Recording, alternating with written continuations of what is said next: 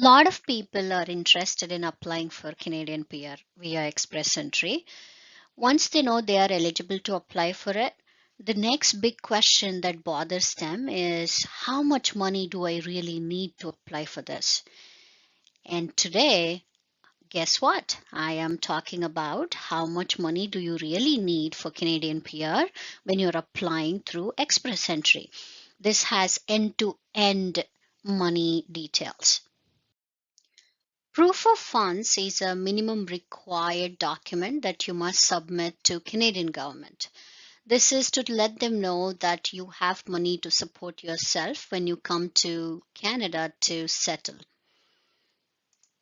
And if you look at it, I have given you the funds required in Canadian dollars and also rupees per the conversion rate as of today, which is 53 rupees 59 paisa. And remember, you do not need proof of funds for Canadian Experience class. Next is IELTS. If you are just one person, you only need $225, which is about 12,000 rupees. If you are a couple or you are married, then you need another extra $225 for your spouse or partner. And this is not required for minors under the age of 18. Education credential assessment, they normally charge $250 whether it is WES or any other organization, which includes $220 plus taxes. And this is required for both if in case you're married and using your spouse points.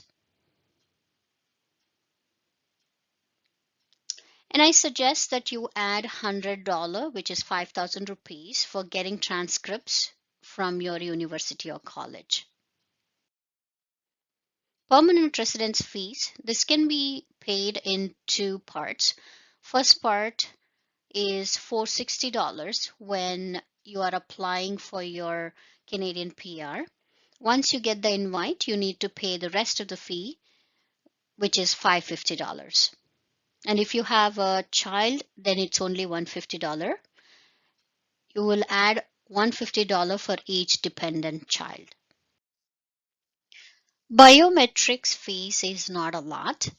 You spend about $255 if you have three or more people in the application. And remember, children below 14 and elders above 79 do not need to give fingerprints. Police clearance certificate is a tricky one.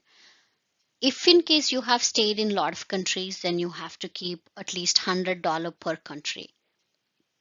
If you have stayed only in India throughout your life, then I would say just keep about $50. And if you're applying with your spouse, then keep about $100, which is about $5,500. You don't need clearance certificate for minors. For medical checkup, you will end up spending about $330 if you have a dependent child. If you're alone, it's just about $110. And this fees does not change depending on the age. It's same for everyone.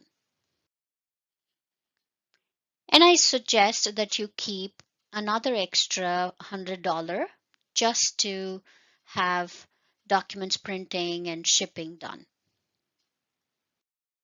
Finally, I'm showing you the slide that you've been looking for. If you're single or married or couple, or if you have a family with a child, how much money do I really need?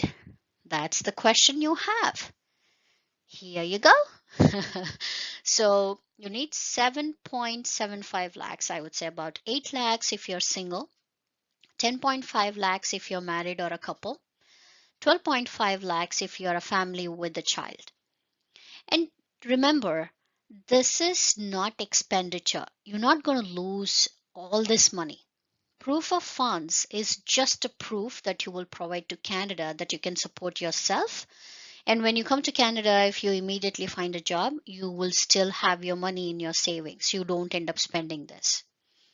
And I also suggest you keep up to $1,000 or 50,000 rupees extra for currency conversion fluctuations.